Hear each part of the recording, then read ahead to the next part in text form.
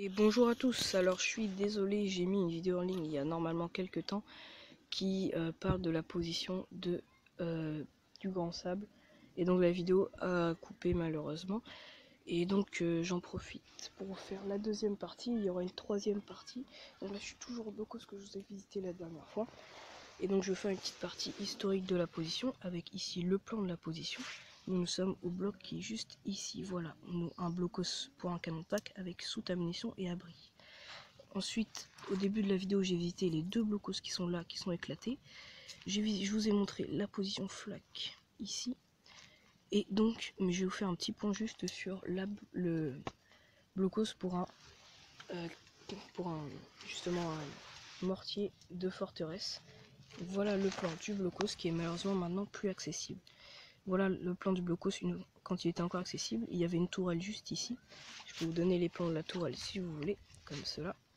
Une tourelle donc qui était pour un mortier de 50 mm de forteresse, donc qui était possible de marcher manuellement, mais aussi qui pouvait marcher justement électriquement, et donc ce qui pouvait le rendre autonome, par exemple, presque autonome en tout cas, s'il manquait des soldats.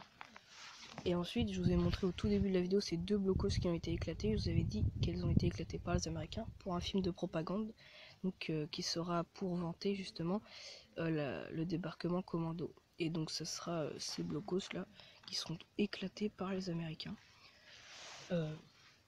Donc après guerre, j'imagine, pour tourner un film. Voilà à peu près les informations que je pouvais donner sur la position. Voici un plan aérien qui recense tous les blocos qui sont dans le secteur. Donc ça c'est moi qui ai fait, sinon ça c'est des plans que j'ai trouvé donc sur internet. Et d'ailleurs je remercie en même temps l'association, donc je ne connais pas le nom, mais donc j'ai trouvé le mot justement que vous avez dû voir dans l'ancienne vidéo dans le blocos. Et donc cette association qui elle a nettoyé totalement le blocos et qui a même d'ailleurs remis en état les clapets d'aération. Et donc s'il y a un de ces gars qui passe par là, et bah, je le remercie, et puis je vais essayer de les contacter également. Parce que moi je suis quand même pas très loin d'ici. C'est pour ça, c'est intéressant. Voilà, et ici donc toute une information sur les informations donc sur ce qui est passé au Pouldu, tout ça.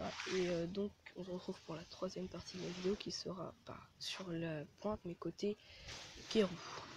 Voilà. Donc je vous dis, c'est une vidéo un peu rapide, n'hésitez pas à vous abonner, à lâcher un like, à commenter, et puis à plus tard.